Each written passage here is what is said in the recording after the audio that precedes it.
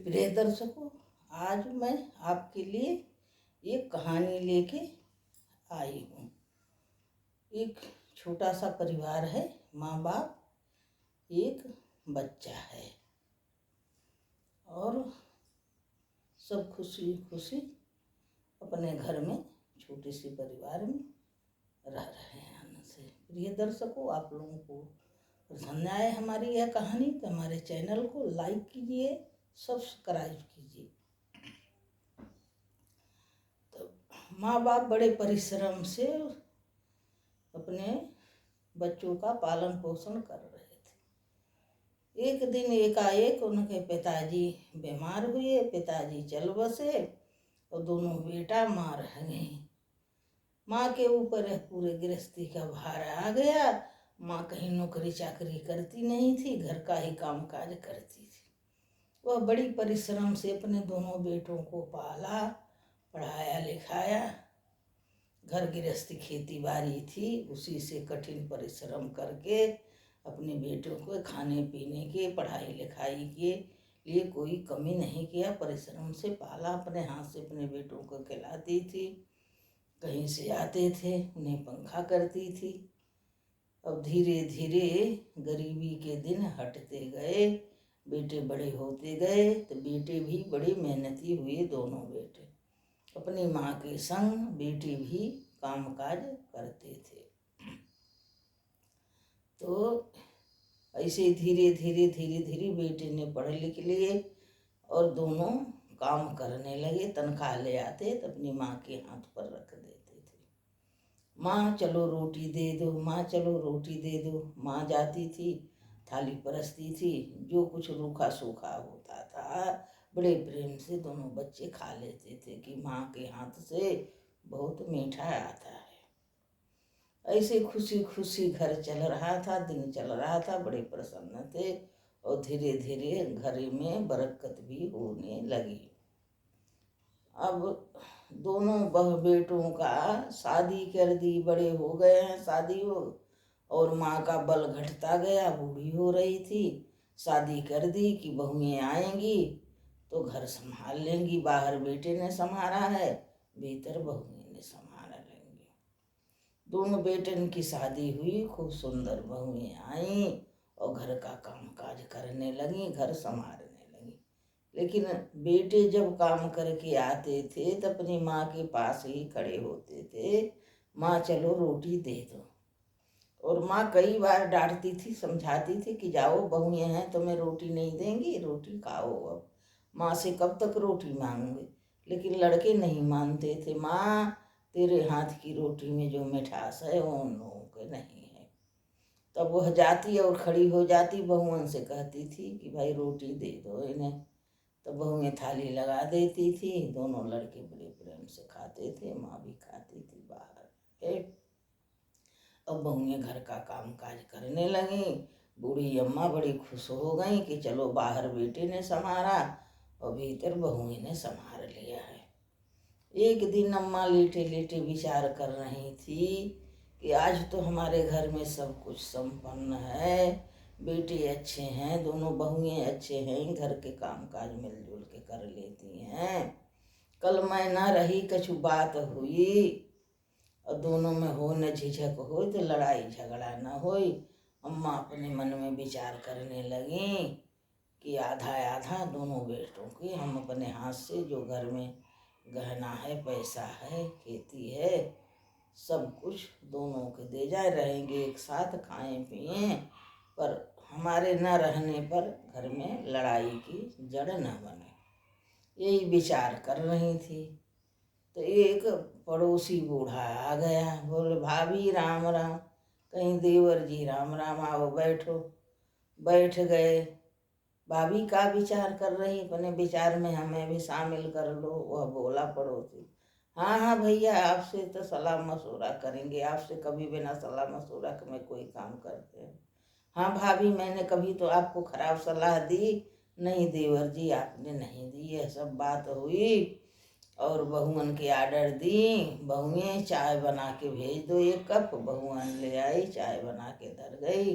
वो पड़ोसी पिया, अम्मा पी और अपना विचार बताएं कि देवर जी हम सोच रहे हमारे बच्चे तो इसे बहुत अच्छे हैं, बहू बहुत अच्छी है, लेकिन हम न रहें तो कहीं लड़ाई न होए, दोनों को आधा आधा दे दें। तो पड़ोसी कहा भाभी जी एक विचार हमारा है, मानो तो कहें कहीं कहो। कहे न ऐसे नहीं सोचो, आज अच्छे हैं तो कल अच्छे रहेंगे, कल बिगड़ गए बच्चे बहुए के कितने दिन नहीं सुनेंगे, सुनने लगे और सब दे दोगी तो तुम्हारा क्या होगा, बुढ़ापे में तुम्हें रोटी नहीं मिले। अम्मा बिगड़ गई कि हमारे लड़के ऐसे नहीं हैं, हमारी बहुएं ऐसी नहीं हैं, क्यों नहीं हमें देंगे, किसके देंगे।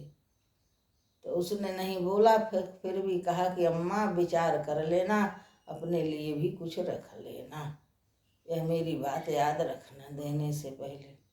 वह अपने घर चला गया। दोनों बेटे आए, दोनों की तनख्वाह मिली। पहला आया और अम्मा के हाथ में रख दी तनख्वाह। अम्मा बोली कि ले जा अपनी बहुओं के हाथ में रख, हमें क्यों दे रहा है। नहीं नहीं अम्मा, बहुएं क्या करेंगी, ज़रूरत होगी तो तुमसे मांग लेंगे। थोड़ी देर बाद दूसरा आया, उसने भी अम्मा के हाथ में तनख्वाह रख दिया और अम्मा कह रही कि अपने अपने बहुओं के दो, अपनी घर गृहस्थी देखो, अपने बाल बच्चे देख, अब का सब दिन हम ही रहेंगे तुम्हारे संग, हमें क्यों। नहीं नहीं अम्मा, जो तेरे हाथ में बरकत है उन लोगों के कहाँ। ऐसा कह कर टाल दिया और दोनों पैसा दिए। वो अम्मा चलो रोटी दे दो, भूख लगी है बड़ी तेज की। अम्मा ले गई, रोटी खिलाई और आई, अपने पैसा जोड़ जाड़ धर रही। तो जब उन अम्मा चली आई, उनकी बहुओं को शाम हुई तो अपने पतियों से कहने लगी कि तनख्वाह मिली। कहें हाँ वो तो मिली, अम्मा को दे दिए। अब दोनों बहुएं बिगड़ गई अपने अपने पति से, ये अम्मा को क्यों दे देते, अब हम लोगों के काम है तो कैसे का हो। सब दे आए तो कहे कि अम्मा से मांग लेना, अम्मा नहीं देगी क्या, तुम लोग अभी कहाँ चला पाओगे घर, और अम्मा कहाँ ले जाएगी, बूढ़ी है, मर जाएगी, सब छोड़ जाएगी, तुम्हारे लोगों के है। अब बहुएं बिगड़ गई कि जाने कब मरेगी अम्मा, की नहीं मरे तब से तो हम ही बूढ़े हो जाएंगे, तो का बुढ़ापे में शौक करेंगे। अब दोनों अपने आदमियों से चिक चिक करने लगी, कहीं जाए अम्मा से मांग लो देंगी।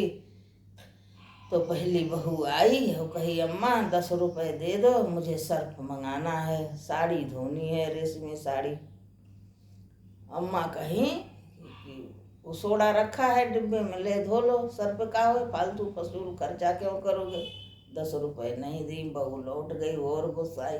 दूसरी बहू आई, अम्मा हमें 50 रुपए दे दो, क्या करोगे। हाँ हाँ बेटा का है, अम्मा बड़े प्रेम से बोली। पूछी क्या करेगी 50 रुपए।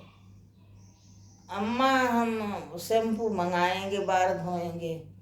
तो अम्मा बोली मुल्तानी मिट्टी रखी है, उससे बाल धो ले, शैम्पू का करेगी 50 रुपए फालतू के खर्च करेगी। अरे मैं भी तो उसी से धोती हूँ, कैसे शैम्पू से अच्छे बाल रहे समय से उड़ते हैं। बहू अम्मा तुम्हारे ज़माने में रहती होगी मुल्तान, हमारे ज़माने में नहीं कोई धोता, अम्मा दे दो शैम्पू से धोएंगे बाल और क्रीम व्रीम लेंगे। अम्मा ने पैसे नहीं दी। आज दोनों बहुएं दुखी हो के चली गईं। जब उनके पति घर आए तो दोनों बहुएं अपने दोनों जनी अपने सलाह की कि आज हमारे पति आएंगे तो हम लोग जिद्द करेंगे कि तनख्वाह हमारे हाथ में दो, अम्मा को नहीं दो, नहीं तो हम मायके चले जाएंगे। हम लोग अम्मा से क्यों लड़ें, चलो अपने पतियों के सुधारें पहले कि भाई हमारे भी तो कुछ शौक है, हम भी ब्याह करके आए अपने माँ बाप को छोड़ के तुम्हारे यहाँ, 1 रुपया हमारे हाथ पे नहीं रखते हो, दिन भर हम लोग काम काज करें और भैया कह नहीं कि सोडा से धो लो, रेशमी साड़ी कहीं सोडा से धोई जाती है, उसके लिए तेजी चाहिए, अच्छे सर्फ चाहिए, सोडा से क्यों धो लें। और वो दूसरी बोली कि हाँ मुल्तानी मिट्टी से क्यों, हम तो जानते नहीं, तुम लोग गांव के हो, तुम्हारे होती होगी, हम तो शहर के हैं, मुल्तानी मिट्टी जानते नहीं, उससे क्यों धो लें सिर्फ। ऐसा दोनों जने खूब तनी बैठी थी। दोनों के पतिएं आए तो दोनों नंगा गईं, झगड़ा करने लगी कि आज से तय करो, कसम खाओ कि हमारे हाथ पे तनख्वाह देंगे, नहीं तो आंगन में जो कुआं है उसमें कूद के मर जाओगे। अब वो लगे समझाने, आज अम्मा के ऐसे तुमसे घर बार नहीं चलेगा, और आज नहीं कल अम्मा मर जाएगी तो जोड़ के धरी है तुम्हारे ही होगा, कहाँ ले जाएगी, क्यों जिद करती हो? इससे अम्मा का भी सम्मान बना रहता है और अपना भी घर चलता है। और कई हम लोग काम करते करते बूढ़ी हो जाते, अम्मा बैठी रहती, 2 काम कर देंगी तो का घिस जाएंगी, दिन भर बैठे बात लड़ाती हैं गांव भरे के आते जाते। लड़के ने कहा कि हमारी अम्मा बड़ी परिश्रम की, पिताजी नहीं थे, जीवन भर उन्हीं ने तो काम किया, कौन काम किया?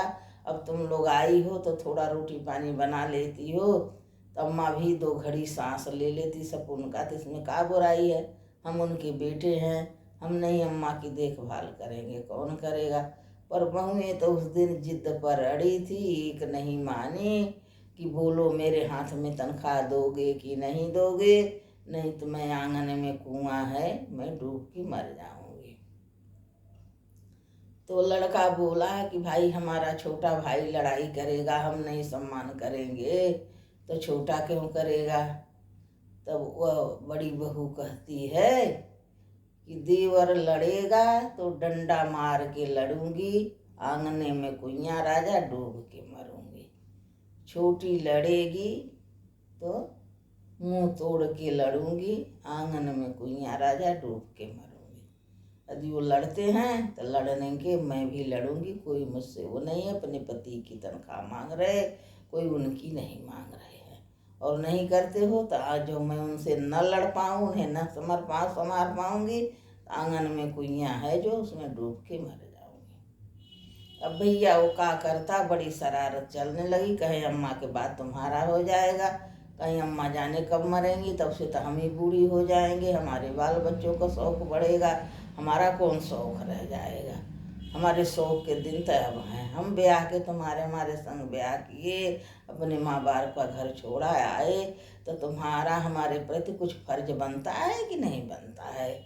कि मैं जरा जरा सी शैम्पू क्रीम पाउडर और शौक के लिए, साड़ी के लिए रोते फिरूं, कहीं दूसरा घर हेरूं, ये आपकी जिम्मेवारी होती। बोलो करोगे कि नहीं करोगे? नहीं तो मैं डूब के मर जाऊंगी, मेरे माँ बाप तुम्हारे हाथे डाल गए थे, अब तुमने मेरी कुछ देखभाल नहीं की।